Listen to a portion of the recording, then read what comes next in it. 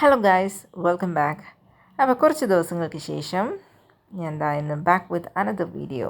ഇന്നൊരു ഞായറാഴ്ചയാണ്. ടൈം ഏകദേശം ഒരു 8:15 ആയിട്ടുണ്ടാവും.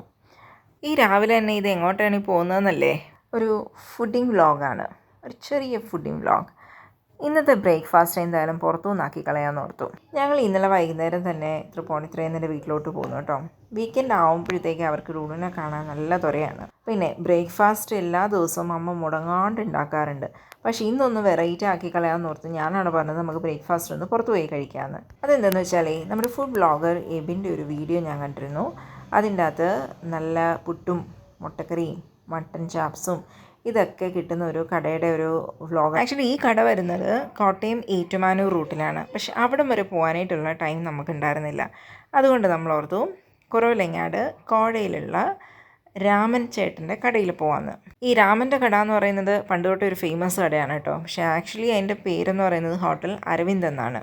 നല്ല ചൂട് പൊറോട്ടയും ബീഫ് റോസ്റ്റും നല്ല അടിപൊളിയായിട്ട് കിട്ടുന്ന ഒരു കടയാണ് കേട്ടോ ഇത്.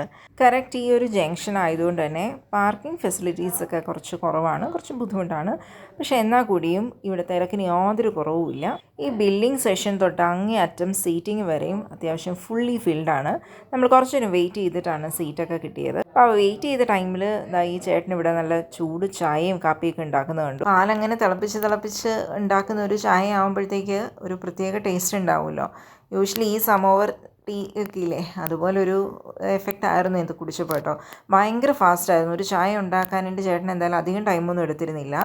അത്യാവശ്യം വൃത്തിയോടുകൂടി തന്നെയായിരുന്നു. ബിക്കോസ് ഓരോ ഗ്ലാസും ഇത് ചൂടുവെള്ളമൊക്കെ ഒഴിച്ച് കഴുകിയായിരുന്നു പുള്ളി ഉണ്ടാക്കിക്കൊണ്ടിരുന്നത്. പിന്നെ ഇങ്ങനെ തിരക്കുള്ള ചെറിയ ചെറിയ കടകളിൽ പോകുമ്പം നമ്മൾ ആദ്യം തന്നെ എന്ത് കഴിക്കണമെന്നുള്ളതൊന്ന് പ്ലാൻ ചെയ്ത് വെക്കുന്നത് നല്ലതായിരിക്കും. അതെന്തെന്നാൽ ഇവിടെ എനിക്ക് ഏറ്റവും ഇഷ്ടപ്പെട്ട ഒരു ഇതെന്ന് പറഞ്ഞാൽ അധികം ടൈമും എടുത്തില്ല. പെട്ടെന്ന് നമ്മൾ ചെന്നിരുന്നു, ആൾ അപ്പോൾ തന്നെ ഓർഡർ എടുത്ത് വിത്തിൻ സെക്കൻഡ്സ് തന്നെ നമുക്ക് ഫുഡും കിട്ടി. ഞാൻ ഈ ഷെൽഫിൽ കാണിച്ചിരുന്ന ഫുഡൊന്നും അല്ല, അത് കൂടാണ്ട് നല്ല ചൂട് പൊറോട്ട ഓൺ ടൈമിൽ ഇങ്ങനെ തീരുന്നതനുസരിച്ച് ഉണ്ടാക്കിക്കൊണ്ട് വരുമായിരുന്നു. നമ്മൾ ഓർഡർ ചെയ്യുന്നതെന്ന് വെച്ചാൽ പുട്ടും കടലക്കറിയും പറഞ്ഞു, ദെൻ പൊറോട്ടയും ബീഫും പറഞ്ഞു, അപ്പവും മുട്ടക്കറിയും പറഞ്ഞു. പിന്നെ ഇഡലി, ദോശ അങ്ങനത്തെ ഐറ്റംസ് ഉണ്ട്. അതൊക്കെ പിന്നെ നമ്മൾ മിക്കപ്പോഴും കഴിക്കുന്ന ഐറ്റംസ് ആയതുകൊണ്ട് നമ്മൾ ഇങ്ങനത്തെ ഐറ്റം കഴിക്കാമെന്ന് ഓർത്തു. ഫുഡൊന്നും വേണ്ട, വിശക്കുന്നേ ഇല്ല എന്ന് പറഞ്ഞ് ഡൂഡു അവിടുന്ന് നല്ല പുട്ടൊക്കെ നല്ല അടിപൊളിയായിട്ട് കഴിച്ചേ. നല്ല സോഫ്റ്റ് പുട്ടായിരുന്നു. പിന്നെ അച്ഛൻ പൊറോട്ടയുടെ കൂടെ ആദ്യം സാമ്പാർ ഒഴിച്ചു. നല്ല കോംബോ ആണല്ലോ. പിന്നെ അത് കഴിഞ്ഞിട്ട് മുട്ടക്കറി ആൾ ടേസ്റ്റ് ചെയ്തു, ബീഫ് ടേസ്റ്റ് ചെയ്തു. ഞാനും അമ്മയും അപ്പമാണ് പറഞ്ഞത്, അപ്പവും മുട്ടക്കറിയും. അപ്പം സോഫ്റ്റായിരുന്നു. പിന്നെ അതുപോലെ മുട്ടക്കറി ആണെങ്കിലും വറുത്തരച്ച കറിയുടെയൊക്കെ ഒരു ടേസ്റ്റായിരുന്നു. അങ്ങനെ മോശമൊന്നും പറയാനുണ്ടായിരുന്നില്ല കേട്ടോ. ഞങ്ങൾക്ക് ഇഷ്ടപ്പെട്ടു. എന്തായാലും ഞാനും അമ്മ അങ്ങനെ ഓരോ വർത്തമാനമൊക്കെ പറഞ്ഞ് ആസ്വദിച്ച് കഴിച്ചു. പിന്നെ അമ്മ ക്യാമറ കണ്ടു കഴിയുമ്പോഴത്തേക്ക് ഇടയ്ക്ക് കുറച്ച് നേരമൊക്കെ നോക്കുന്നുണ്ട്. ഞാൻ ഈ വീഡിയോ എടുക്കാനായിട്ട് ആ ഫോൺ ഇവിടെ ഒരു ജഗ് ഉണ്ടായിരുന്നു കേട്ടോ, അതിലൊക്കെയാണ് ചാരി വെച്ചത്. എൻ്റെ കയ്യിൽ ക്യാമറ സ്റ്റാൻഡോ അങ്ങനെ ഒന്നും തന്നെ ഉണ്ടായിരുന്നില്ല. അപ്പം ഞങ്ങൾ നല്ല ആസ്വദിച്ച് കഴിച്ചു. പിന്നെ തിരക്കുണ്ടായിരുന്നു, സീറ്റിന് വേണ്ടി ആൾക്കാർ പുറത്തും വെയിറ്റ് ചെയ്യുന്നൊക്കെ ഉണ്ടായിരുന്നു.